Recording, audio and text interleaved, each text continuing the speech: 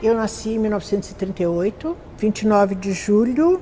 Meu avô era italiano e veio para o Brasil. Meu avô tinha uma profissão muito interessante. Ele era alfaiate eclesiástico. Então, minha convivência com padres e com toda essa questão da igreja foi muito grande. Mas, ao mesmo tempo, essa influência da arte, que ele vindo de Trieste, que havia momentos que era de domínio austríaco, outras vezes italiano, mas ele nasceu quando era domínio italiano, então a gente considerava que éramos descendentes de italiano. O meu avô trouxe essa coisa da arte para dentro de nossa casa. E como eu falei, morávamos todos juntos num casarão de 2 andares, uma família de cima.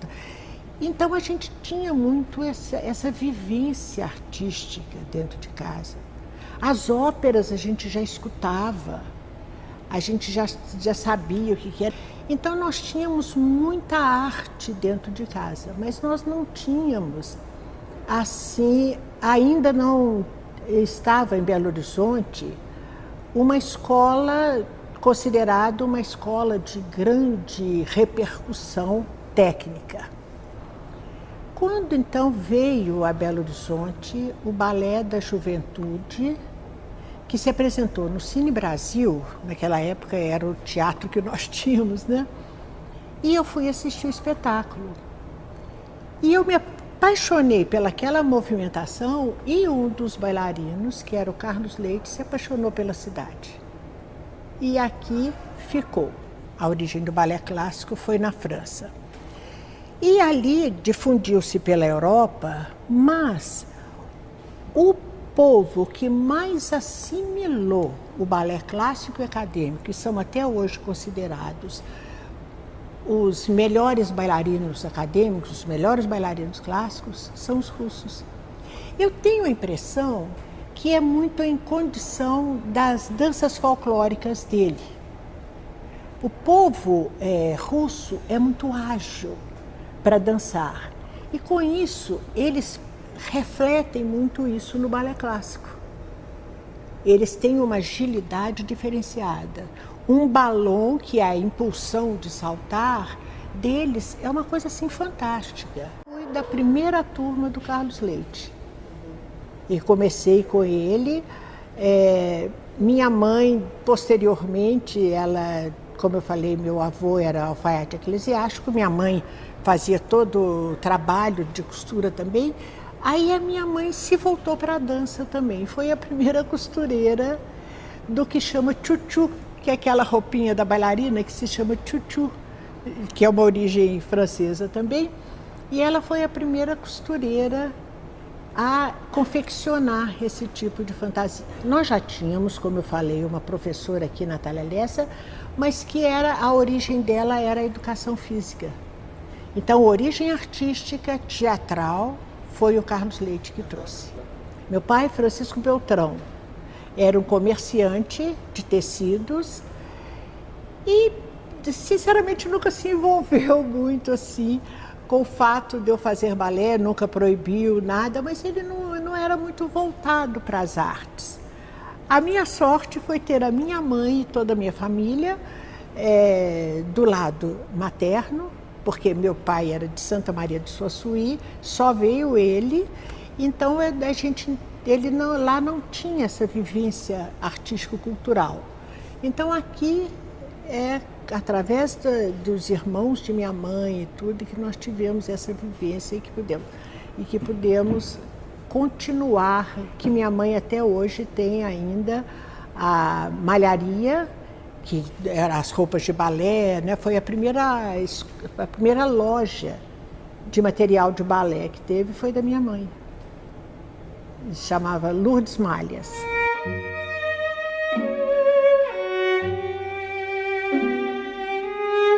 E nós começamos a fazer as primeiras aulas, era muito interessante, tinha o DCE, Diretório Central de Estudantes, na Avenida Afonso Pena, porque a vinda do balé da juventude foi através dos estudantes, foi através do Diretório Central dos Estudantes. Então eles se ofereceram, então tinha aquele espaço que eles tinham uma sala ali na Avenida Afonso Pena, ao lado do Moreira Salles, e a gente teve as primeiras aulas foram ali. Mas a sala, e foi muito interessante que a coisa evoluiu um pouco rápido demais. As pessoas se interessaram muito e nós tivemos que mudar. Então nós fomos para o IAPI, aquele edifício que tem ali na Amazonas com Tupinambás. E ali é que iniciou realmente a escola do Carlos Leite. Ele era um professor extremamente rígido, extremamente rígido.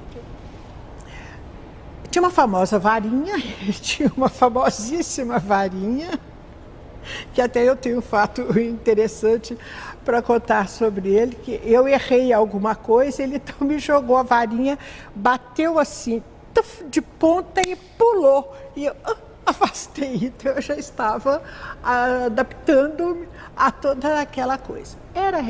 Ele era muito rígido.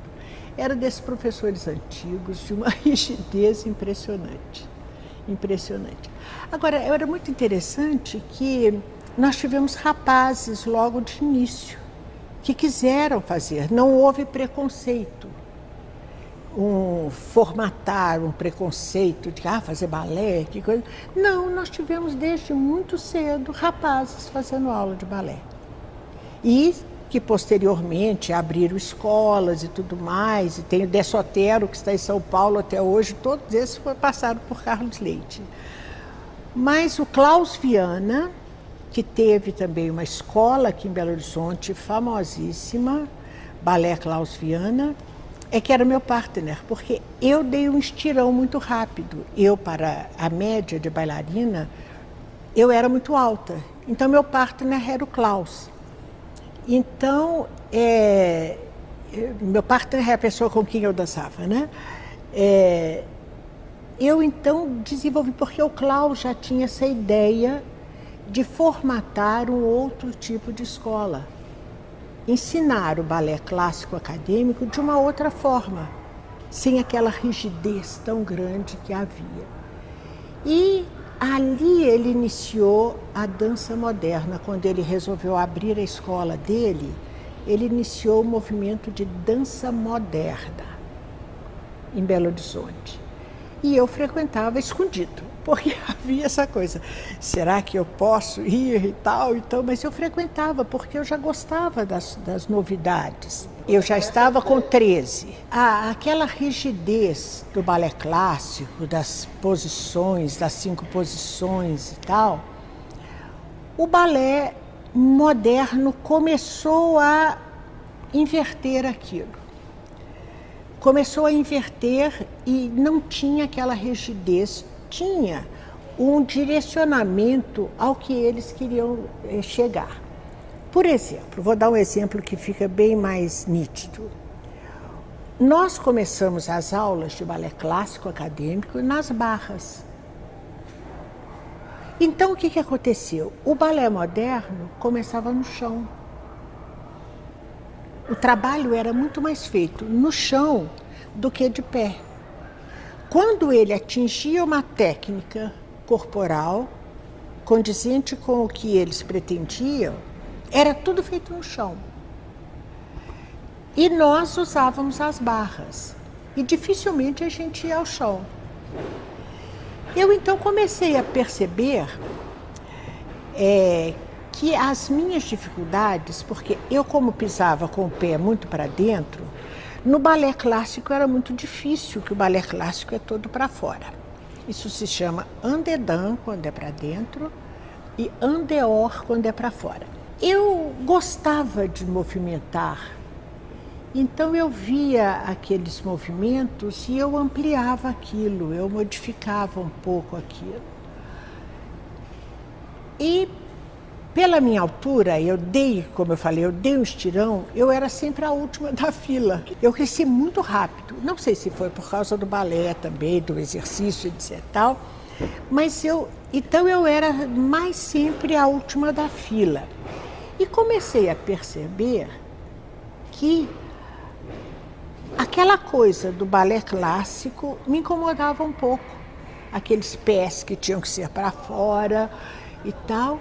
Eu então comecei a me envolver com outros estilos de dança. A primeira dança que me encantou e que eu passei a frequentar e a coreografar a respeito foi a dança espanhola. Aprendi a tocar castanhola e Então eu comecei, porque como a gente viajava muito com Carlos Leite, e eu sempre levava uma dança de caráter. Há algumas técnicas que posteriormente foram surgindo que são mais fáceis. O balé clássico exige um físico bem adequado, que não era o meu caso. Eu não tinha físico de bailarina clássica. Primeiro, dei esse estirão muito grande e sou rechonchuda. Então isso me dificultava muito. Por isso que eu acredito que inconscientemente eu parti para outros estilos de dança.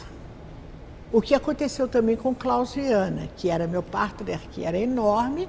Ele partiu também para outra técnica e foi o primeiro que iniciou em Belo Horizonte o balé moderno, a dança moderna. Ele abriu uma escola de uma técnica diferenciada, que não era o clássico. Eu tinha uma sensibilidade muito grande e eu tinha uma facilidade ainda maior de decorar todas as coreografias, porque eu era assim, de dentro de sala de aula. Eu não saía da sala de aula, eu ficava sentada. Então vamos dizer que um duo ia ensaiar.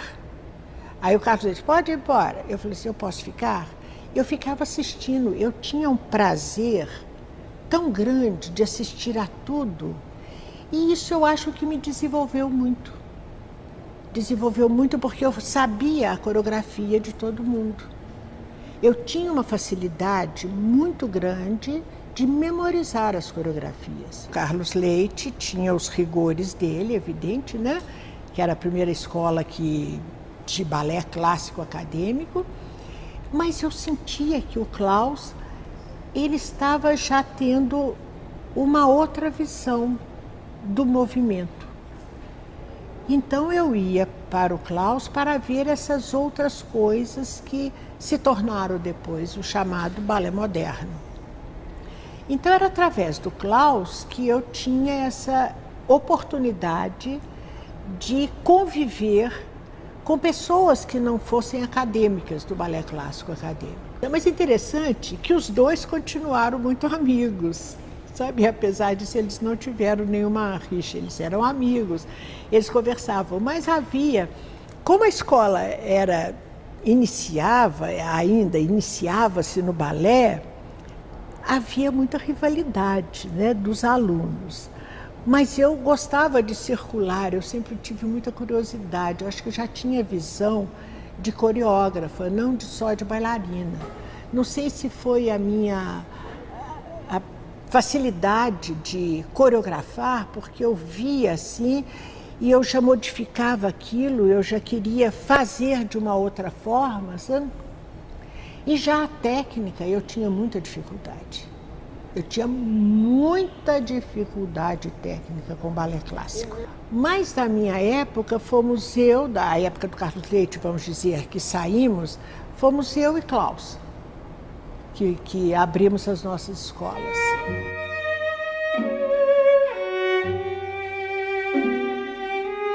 As temporadas líricas de Belo Horizonte eram famosíssimas, né?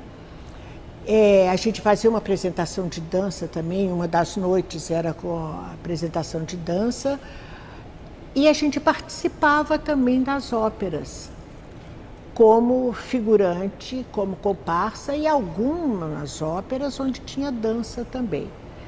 Então esse nosso convívio com a ópera, com os cantores e tudo, foi muito gratificante, porque o Carlos Leite era também um amante da ópera, de música e tudo, e isso enriqueceu muito a minha história. Enriqueceu muito porque eu, como falei, sendo descendente de italiano, a gente já tinha isso em casa, e eu tive condição de presenciar e vivenciar isso, e isso é muito rico. Conviver com outras áreas. As temporadas líricas aconteciam ou no teatro, o atual Cine Brasil, né? Ou depois, posteriormente, no Francisco Nunes. Então era um mês inteiro onde tinham as temporadas líricas, as óperas que se apresentavam. E geralmente, nessa apresentação das óperas, tinha sempre uma noite que era da dança, e a gente sempre se apresentava. Porque do momento que a escola do Carlos Leite foi crescendo, foi tendo condição de montar-se também balés de repertório, que eram sempre solicitados. Balés de repertórios que vieram de fora, evidente, mas a gente tinha condição de montar. E com o advento da TV Itacolomí, eu, tendo muita facilidade para coreografar, eu tinha muito mais facilidade de coreografar do que de executar a dança mesmo. Eu fui ser a coreógrafa da TV Itacolomí. Isso me desenvolveu muito dentro da coreografia. Teve aqui uma coisa aqui em Belo Horizonte, que foi uma das coisas mais fantásticas que eu vivenciei aqui. Construíram um palco flutuante na Lagoa do Parque Municipal. E houve um espetáculo. Aí eu pensei assim, poxa, não vai encher muito, porque à noite abarrotou o Parque Municipal, mas estava lotado e nós nos apresentamos lá. Foi uma das sensações mais incríveis que eu vivi. Foi estar ali naquele palco flutuante e apresentando um balé. Sabe, foi lindíssimo. Nós levamos Les Sylphides, que é um balé de Chopin, mas para mim foi uma coisa fantástica. Eu me sentia assim, num palco que ficava com água em volta, assim, sabe? Foi fantástico. Geralmente, há um número muito maior de mulheres do que de homens na dança. E o partner é fundamental, é o bailarino que faz os suportes, que são as sustentações da bailarina. Mas, ao mesmo tempo, o partner, ele tem uma função, porque os balés são assim, os balés de repertório. Eles começam com o pas de deux, que são os dois dançando. Depois vem os solos. O solo da bailarina, nas pontas, tal, geralmente é mais suave. E o solo dos rapazes geralmente tem os balões, as impulsões, os saltos e tudo, e depois termina com os dois dançando juntos novamente. Essa que é a divisão assim do balé. Já, por exemplo, vamos dizer, um Lago dos Cisnes é um balé que não só exige bailarinos, como atores também, porque tem a corte onde se trabalha com atores que fazem a corte, que faz o rei e tal, no segundo ato e tal, tem toda aquela mise-en-scène. Então o balé acaba sendo uma arte muito completa, porque ele usa a música, ele usa a teatralidade e ele usa a interpretação e a técnica do balé. Eu sempre tive muito cuidado com a interpretação. Eu não aceitava a dança só pelo movimento. Eu tinha muito essa preocupação. E encontrei no Klaus um grande parceiro para isso, que ele também tinha isso, sabe? E depois eu fui vendo cada vez mais que essa interpretação, esse representar uma figura dançante, tinha também a sua parte de teatro. Não era só a técnica, porque a gente via bailarinos que eram só técnicas. Pernas na cabeça, coisas, mas não tinham a emoção. E eu sempre fui favorável a isso. E com as temporadas líricas de Belo Horizonte que aconteciam, a gente participava muito com os cantores e fazíamos figuração. Figuração, não éramos obrigados, eles convidavam, e eu gostava sempre de fazer a figuração, que são as pessoas que circulam, que fazem as personagens. Então, essa parte de interpretar a dança, eu sempre tive desde muito cedo. Por incrível que pareça, a minha irmã, aos 3 anos, teve poliomielite. Então ela não andava. Mas ela era a minha grande orientadora, porque a gente dormia no mesmo quarto, que minha irmã mais velha se casou muito nova. Então, você está me fazendo voltar a uma coisa fantástica. E eu sempre tive vontade de coreografar. Então a gente dormia, tinha o quarto, a minha cama aqui e a dela aqui. Eu acordava à noite e falava assim, ai gente, vou fazer isso assim, chamava, Lucinha, olha aqui o que eu criei. Para não fazer barulho, eu subia na cama e executava a coreografia ou a coisa, fingia que estava dançando em cima da cama, sabe? E um dia eu levei um tombo. Ela falou assim, eu estou te avisando que daqui a pouco vai ter confusão com os vizinhos. E realmente acabou tendo, porque eu aprontava um fuzuê, eu coreografava à noite e mostrava para ela, sabe? Desde muito nova eu comecei a coreografar. Eu via assim as coisas e falava assim, se fosse assim, seria melhor. Aí eu punha uma música e colocava do jeito que eu falava. Eu falei, não falava? Falei. E ela foi a minha grande companheira.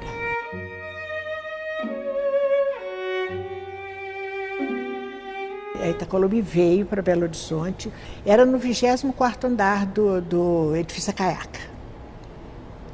E ali o Carlos Leite já estava, nós estávamos com muitas atividades, nós tínhamos viagens para cumprir e tal, porque era o único balé que tinha, que viajava e tudo.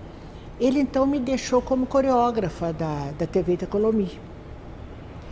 E na TV Itacolomi, por incrível que pareça, foi a primeira imagem da TV Itacolomi. Foi uma peça que era Salomé, e na peça eu dançava, não como Salomé, eu dançava uma dança dentro do festejo lá. Então, e foi assim. Foi assim que começou a TV Itacolomi. E que surgiu a imagem da dança na televisão. Aí, daí para frente, como era uma coisa realmente que chamava atenção, chamava muita atenção o fato de ter dança. E nós, então, houve um período que nós tínhamos programas semanais na televisão. Então, era dança inserida em alguma programação. Ou que fosse de música, ou era também só de dança, sabe? Então, era inserido ali, eram os programas que eram feitos. As pessoas sempre falavam assim, não vai ter clássico? Porque sempre todo mundo... Mas o estúdio da Itacolomi, da televisão, não era muito apropriado para balé clássico, porque o balé clássico tem certas exigências, né? Então, a gente tinha, mas sempre tinha dança. Toda semana tinha dança, que eles ocupavam o 23º andar e vazaram para o quarto, porque a televisão precisava de ter uma altura. E em cima tinha um aquário onde as pessoas poderiam assistir lá de cima o programa. Então era muito interessante, porque a gente sempre tinha público. E a gente que estava acostumada com o palco, a gente tinha aquele público ali em cima que assistia. Por exemplo, fizeram o Otelo. O Otelo na TV Itacolomi, a peça. O Otelo levaram e tinha na hora do baile. Então eu que coreografava. Mas aí levava-se os bailarinos para executarem aquilo. Certo? E vários programas, geralmente nos musicais, tinha um número ou dois de dança, então se dançava demais na TV Itacolomi, muito mesmo.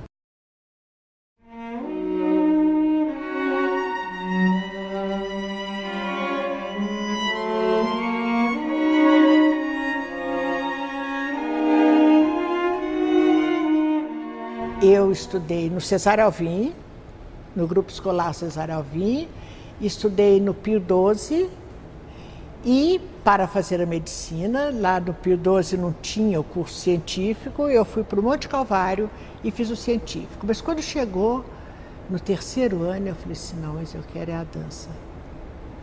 Aí não consegui fazer a medicina. Eu tive uma professora no primário, no Cesar Alvim, que foi uma grande incentivadora, interessante, Dona Eva. Ela sentiu, porque eu comecei a fazer balé meio escondido.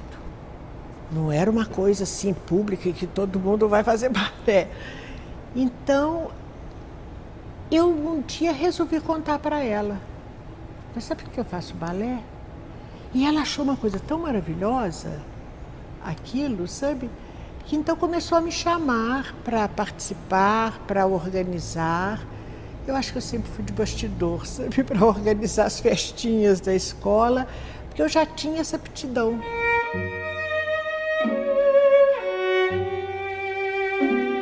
Pelo fato de ser o Carlos Leite um professor, um homem, e ele foi muito conceituado quando era do Teatro Municipal do Rio, e ter vindo um bailarino de lá, do Teatro Municipal do Rio, para Belo Horizonte, foi muito importante.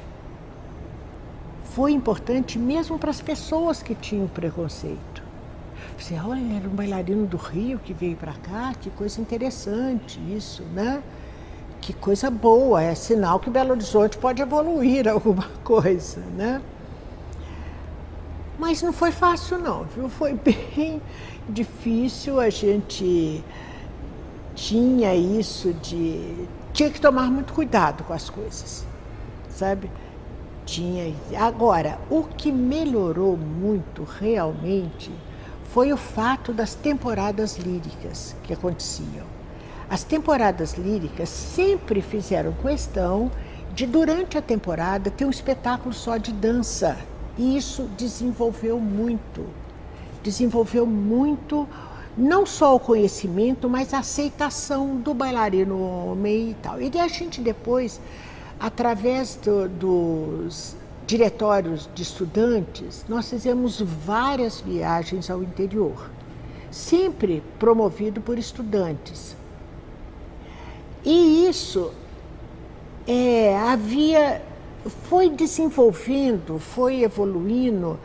No começo não, era os bailarinos, são os bailarinos, não sei o que, aquela coisa. Mas depois isso foi diluindo, sabe? Foi diluindo e a aceitação foi sendo assimilada pelo público. Havia as sessões das 10 no Cine, atualmente Jacques, mas que se chamava Cine Tupi, e no Cine Metrópole. Então, havia nessa sessão das 10 horas da manhã, e isso deu também uma repercussão muito grande em Belo Horizonte, a gente se apresentava. E no Cine Guarani também. Antes da sessão, a gente se apresentava no Proscênio, fazia alguma apresentação de dança. Não me pergunte quem que incentivou isso ou quem teve a ideia de lançar isso, mas isso deu um desenvolvimento muito grande na dança. A gente se apresentava no Proscênio e foi muito bom. Geralmente se apresentava uma dança folclórica, porque era mais fácil, porque não tinha tapete, não tinha nada, a gente fazia uma dança folclórica. Eu dancei várias vezes no Proscênio. E era muito interessante porque logo depois começava o filme. A gente às vezes queria ver o filme, né? Então a gente vinha correndo sem trocar o figurino. Então chamava muita atenção aquilo. Olha, a bailarina que dançou e tal, sabe? Eu acho que todas essas pequenas coisas foram fazendo com que a dança fosse mais aceita, a dança viesse mesmo fazer parte da cultura de Belo Horizonte. Meus pais eram muito, principalmente a minha mãe, eram muito abertos e tinha, e como eu falei da minha irmã, extremamente carismática. E ela conhecia assim a música e dança e tudo, e conversava, e era sempre interessante conversar com ela, porque ela era uma estudiosa. Ela constantemente estava estudando todas essas áreas, porque ela não teve chance de fazer um curso ginasial, porque todas as escolas eram muito longe, feito eu fui, né?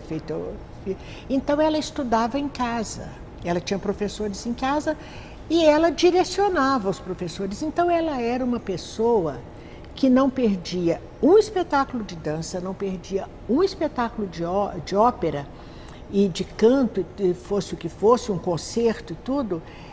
E ela, como as pessoas tinham um certo carinho com ela, porque primeiro ela já chamava atenção por estar numa cadeira de rodas. Hoje em dia você vê aí várias, mas naquela época não. Então isso, a minha irmã foi ela concentrava as pessoas com ela.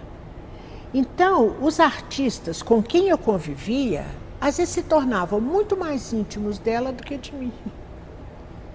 Porque ela tinha uma outra forma, eu tinha a curiosidade artística. Eu tinha a minha opinião artística e ela tinha a humana.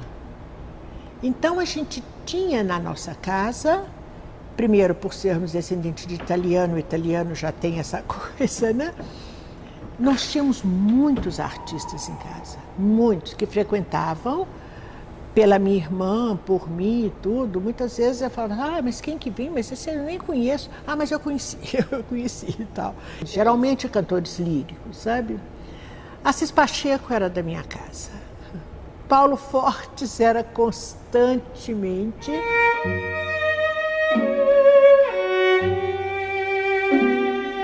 Eu cheguei a trabalhar com o Klaus. Como eu falei, ele foi meu partner no tempo do Carlos Leite. O Carlos Leite era extremamente ciumento, né? Eu acho que eu já até falei isso. E ele não admitia que a gente frequentasse outras escolas. Eu ia escondido. Eu ia escondido e ficava lá, porque o Klaus já tinha um diferencial do balé clássico. Ele já tinha um diferencial. Não se sabia que nome seria dado àquilo e tal. Mas aquilo me agradava. Então eu frequentava constantemente a escola do Klaus. Mas eu ainda fiquei muito tempo, ainda depois de abrir a escola, minha colega de balé, que era Silvia Calvo, nós um dia tivemos essa ideia de abrir uma escola. Por isso que se chamava Anna Pavlova, que foi uma grande bailarina clássica, porque todas as escolas aqui tinham balé Klaus Viana, balé Natália Lessa, era com o nome dos diretores. Mas como que nós íamos colocar? Nós éramos duas pessoas, Silvia e Dulce, não dava, né? Então nós tivemos a ideia de colocar Anna Pavlova, que depois, que Anna Pavlova era uma bailarina absolutamente acadêmica, que depois quando a gente modificou, que a gente passava não só a ser tão acadêmica, que colocamos o balé moderno e tal, e trazíamos professores de fora, Evaldo Bertazzo e tal, para dar aulas de outras técnicas, o Anna Pavlova não deu mais. Então nós tivemos a oportunidade de criar um grupo profissional, que se chamava Balé Teatro Minas. Aí a gente já desvinculou. Então nós tínhamos os dois vínculos. Tínhamos a escola, que era o estúdio Anna Pavlova, e tínhamos o Balé Teatro Minas. Por que Balé Teatro? Porque a Silvia era muito da técnica e eu era muito da interpretação. Então a gente chamou Balé Teatro porque os balés que se levavam eram balés que tinham também uma parte teatral.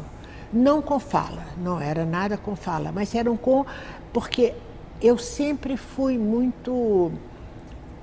Eu detestava assistir um balé que fosse só a técnica. Eu queria sentir uma emoção com aquilo, então a gente conseguiu passar muito isso para os nossos artistas, muito. E, posteriormente, a gente teve a oportunidade de trazer grandes professores. Entre eles, eu tenho orgulho de dizer que nós trouxemos, eu fui assistir a um balé argentino e fiquei encantada com uma bailarina que se chama Bettina Bellomo. E, posteriormente, depois do espetáculo, no intervalo, fui conversar com ela.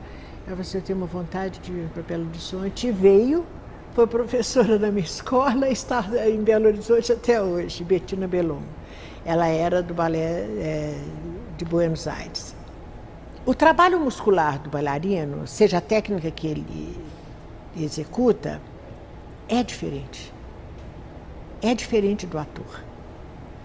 Tanto que quando eu dou aula para atores, eu tento, de uma certa forma, e eu já dei muito na PUC e tal, professora da PUC, na área de teatro, né, porque lá é teatro, mas o corpo, nós não temos, o ator muitas vezes não tem conhecimento do seu próprio corpo. E isso no palco é muito importante. A presença cênica se reflete totalmente quando ele tem já um conhecimento do seu corpo, ele tem um domínio do seu corpo. A gente percebe isso em atores, em grandes atores hoje em dia e tal, que tem uns que ficam na fala e que o corpo não diz muito. Mesmo em cantores, você percebe isso. Tem cantores que têm uma presença cênica que é impressionante. O corpo fala o tempo todo. Nós fizemos um espetáculo no auge da Elis Regina, Elis como um pássaro em seu ombro, que chamou o espetáculo. Era um teatro-dança, porque era interpretado, tinham atores também, porque eu sempre achei que isso era uma coisa importante, que o bailarino não só executasse movimentos, mas que sentisse os movimentos e representasse alguma coisa, manifestasse algum sentimento com aquele movimento. Então a gente sempre teve professores de teatro e tudo, ou pesquisadores, ou levávamos as turmas a assistir o teatro, depois comentávamos, sabe? Porque sempre eu achei que a dança não era só o movimento.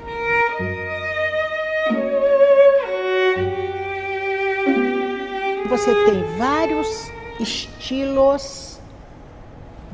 estilos do balé moderno, certo? Que posteriormente foi evoluindo, então você via. Mas a base de quase todos os balés modernos é o clássico. Porque como trabalho corporal para a dança, o balé clássico ainda é o que mais atende.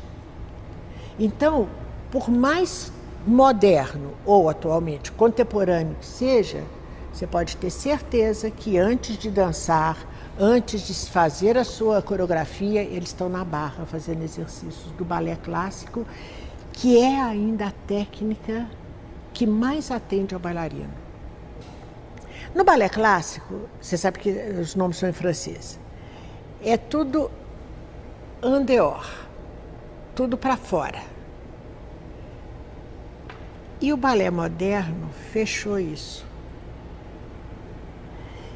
E eu tinha muita dificuldade. Então, para mim, o estar no balé moderno foi muito mais saudável para o meu corpo.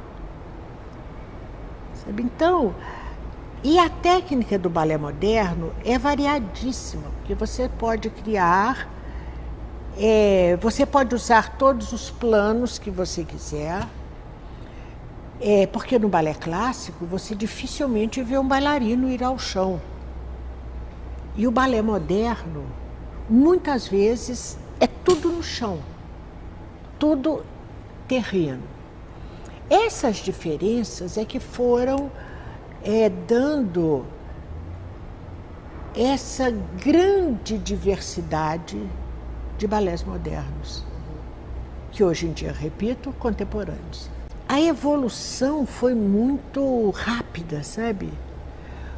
A aceitação também foi muito rápida, mas, repito, o balé clássico, para o corpo do bailarino, ainda continua sendo a melhor técnica para estruturar muscularmente, os desenvolvimentos, todos, ainda é o balé clássico. Tanto que várias escolas de moderno, você vê escolas assim maiores, aqui você faz clássico e passa lá para o moderno. Porque o balé clássico atende a todo o corpo. Eu sempre viajei muito. Eu sempre procurei muito, sabe? Então, vamos dizer, tinha um balé que falava, o Rio, o Teatro Municipal, hoje em dia é menos, mas tinha constantemente, eu ia frequentemente ao Rio.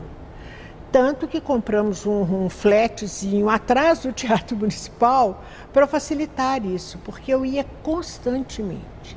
Mas constantemente, porque Belo Horizonte não tinha ainda um teatro que às vezes comportasse balés de repertório muito grandes, com grandes cenários, e o Rio tinha. Então eu tive muita oportunidade. Eu, como tinha parentes no Rio também, me facilitou muito. Eu não sei se porque o bailarino é jovem, os professores então são jovens também, né? E eles não conseguiam, às vezes, se colocar diante do cenário cultural. Então a gente tentou fazer várias reuniões com escolas, com professores, com coreógrafos e tal, para a gente ter mais uma postura mais profissional, não só ficar aquela coisinha. Eu não sei se também, às vezes eu justifico, isso é justificativa mesmo, porque começa muito novinho, o bailarino tem que começar muito cedo, e como não fala muito, então a gente tentou que as pessoas mudassem esse aspecto da dança.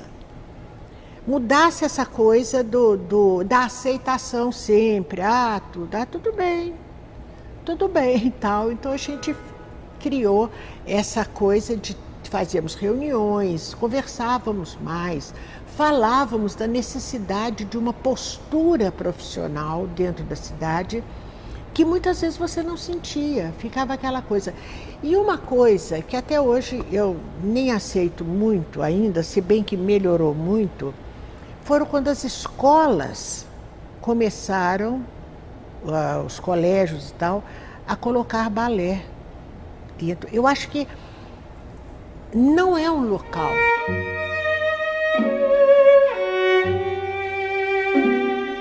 Eu comecei no Palácio das Artes dando aula na escola. Na escola de balé.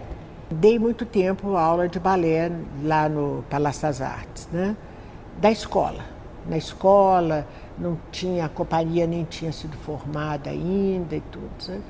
Posteriormente, eu tive que me dedicar mais à minha escola, ao Estúdio Ana Pávlova e o Balé Teatro, porque estava em franca atividade.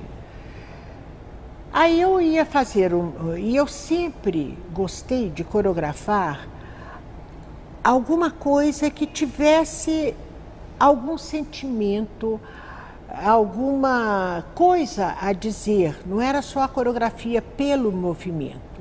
Eu nunca gostei muito da coreografia pelo movimento. Fiz algumas coreografias para a companhia de dança, mas antes eu trabalhava a emoção dos bailarinos.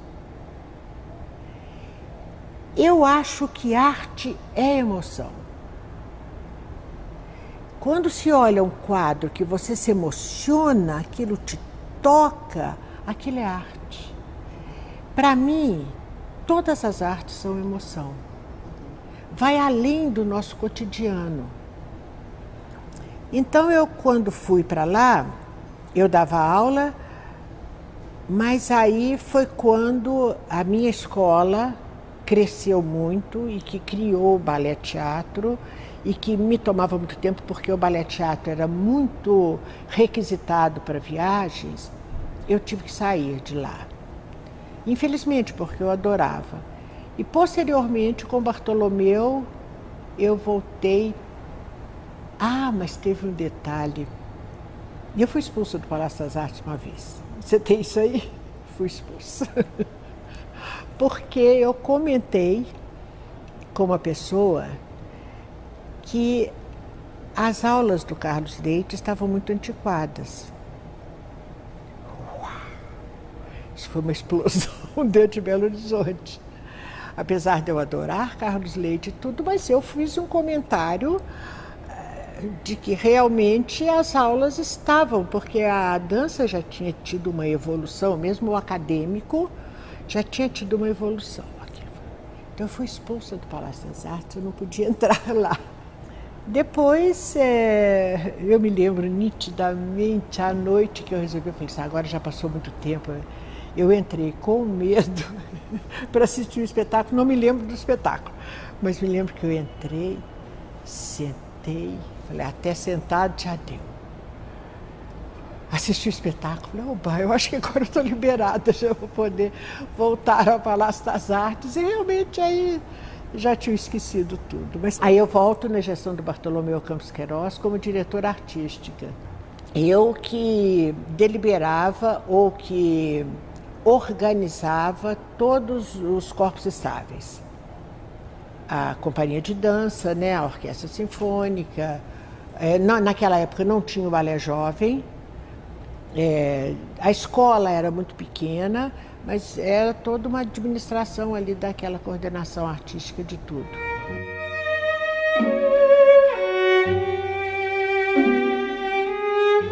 A Olímpia era uma figura que tinha em Ouro Preto que me encantava muito. Ela andava assim, ela tinha aqueles mantôs, aqueles casacos, e ela andava com um cajado, aquilo me impressionava tanto.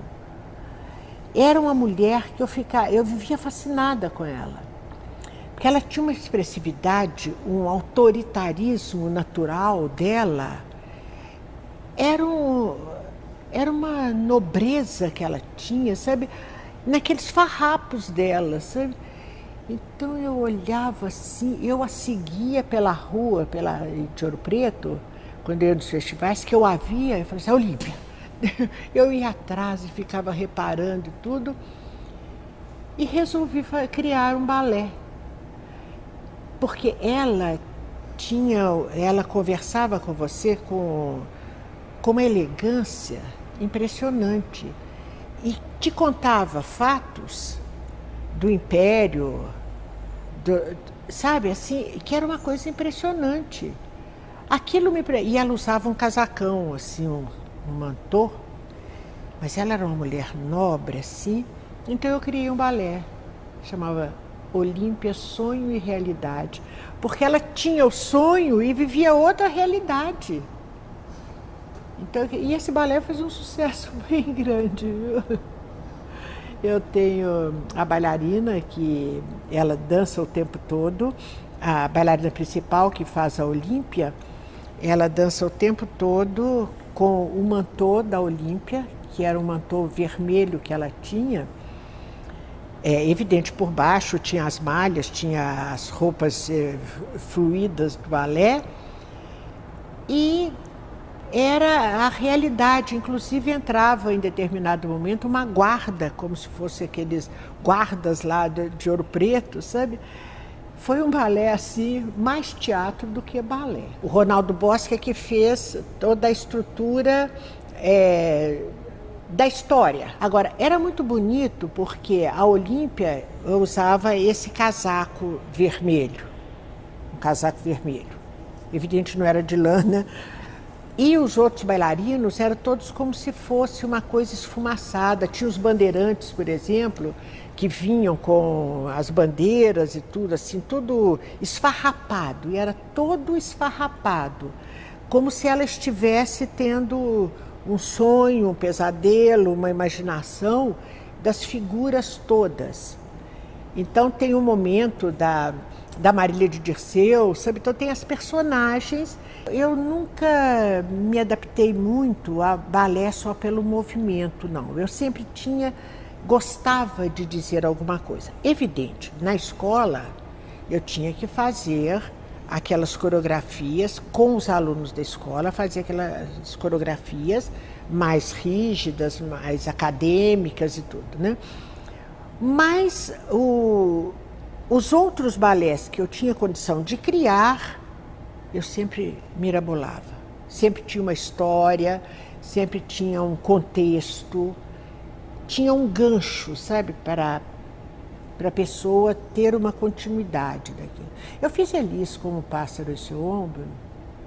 Você não pode imaginar o sucesso que foi pelo Brasil todo. Eram as músicas de Elis interpretadas pelos bailarinos. Só eles... Ai, fiquei até emocionada de lembrar. Era, assim, um sucesso, porque Elis estava no auge. Logo depois ela morreu. E esse espetáculo foi um dos espetáculos que mais nós percorremos o Brasil todo. Onde tem bruxa, tem fadas, foi. Eu era muito amiga do Bartolomeu Campos Queiroz. E quando ele me mostrou esse livro, eu falei, gente, isso aqui é fantástico. Mas as pessoas da literatura detestaram, porque eu fiz as bruxas e as fadas, né? E algumas pessoas comentaram comigo que eu fui muito realista e que eu não deixei a imaginação do público, que eu contei a história das bruxas e das fadas. Isso foi polêmico, sim. Mas Bartolomeu adorou e para mim foi ótimo. Bartolomeu foi um grande amigo. Eu não sou muito de grandes elevações de perna que o balé tinha, estava no auge das grandes elevações de perna, os sapatos de ponta, os pés maravilhosos. E eu não vou dizer que eu era mais livre disso, sabe? Eu não tinha essa coisa, essa preocupação, levanta a perna aqui na cabeça e tal. Não tinha. Eu tinha muito mais preocupação na interpretação e no estado cênico, achei o nome. Eu sempre cuidei muito do estado cênico do artista. O estado cênico é absolutamente diferente do convencional. Quando você pisa no palco, você tem que estar emanando uma coisa diferente, porque senão você não atinge o outro. Você não pode ser você. Pessoas, quando iam assistir os balés que eu fazia muita questão dessa parte emocional, dessa parte da interpretação. Então teve umas polêmicas aí que não tinha interpretação nenhuma e tal, que era só a técnica e tal. Teve a época do balé do arreganhê. Arreganhê é as pernas que vão na cabeça e que não diz nada, sabe? Para mim não dizia nada. Às vezes eu vou ver um balé... E o que eu sentia era que o artista bailarino tinha que ter uma presença cênica maior. Tinha que dizer alguma coisa, não era só aquela preocupação de estar com a perna na cabeça. Aquilo não me dizia nada. A densidade da dança é muito mais do que isso. É muito mais do que uma perna que todo mundo, que maravilha. É muito mais do que isso. E eu senti que houve um momento que era só isso.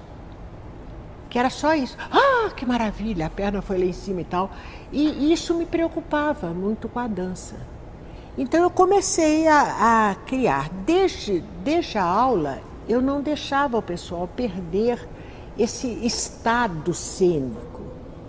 O estado cênico do artista é constante. Ele tem que estar, para ser, ele tem que ter um estado diferenciado do convencional.